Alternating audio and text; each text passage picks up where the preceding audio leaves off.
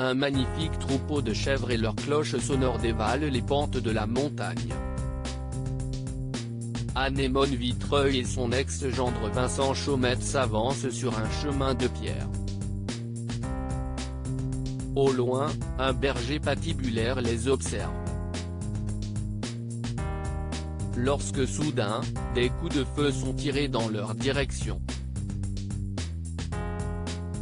Que font ces deux-là perdus dans cette forêt? Comment Vitreuil est-elle sortie de prison? L'état de sa fille Jeanne, toujours dans le coma, s'est-il amélioré? Coupé, lance la réalisatrice Claire de La Rochefoucauld, aux commandes de ce 26e prime de Plus belle la vie tourné en octobre dans plusieurs villages de l'arrière-pays marseillais. Renvoyer les chèvres à la ferme, on les récupérera après le déjeuner, poursuit-elle. Pause. C'était une séquence géniale, s'enthousiasme Stéphanie Parera. Jeanne, de retour dans les loges installées à la pastorale du Regagnat dans le hameau de Quirbon, investie par la cinquantaine de personnes de l'équipe, masquées évidemment. Chemise à carreaux et short confortable, un look plutôt inhabituel pour Jeanne Carmin, directrice de l'hôpital Marseille-Est dans le feuilleton Plus belle la vie.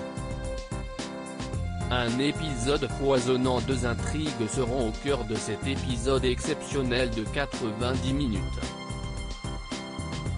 La première, pleine de tension, de sentiments et de suspense, mettra en scène Mousse, Boubacar Kabo, Emilia, Malika Alaoui, Luna, Anne Dessy, Claire, Annie Gregorio, et Léo, Pierre Marteau, entre autres.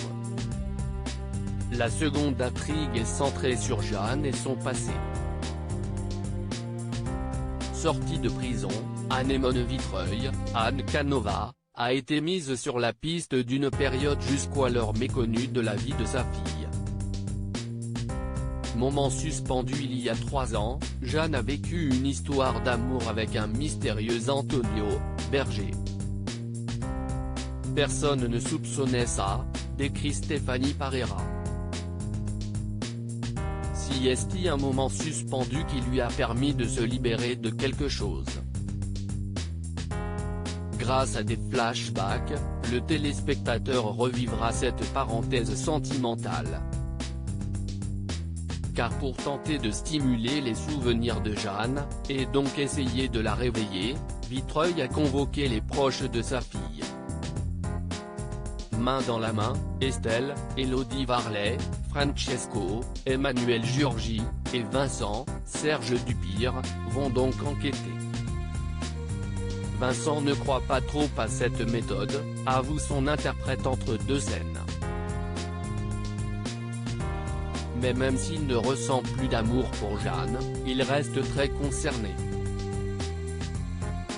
En pleine nature pour la prochaine séquence tournée sur une crête sur les hauteurs du pas de la Couelle, des pick-up vont et viennent avec le matériel.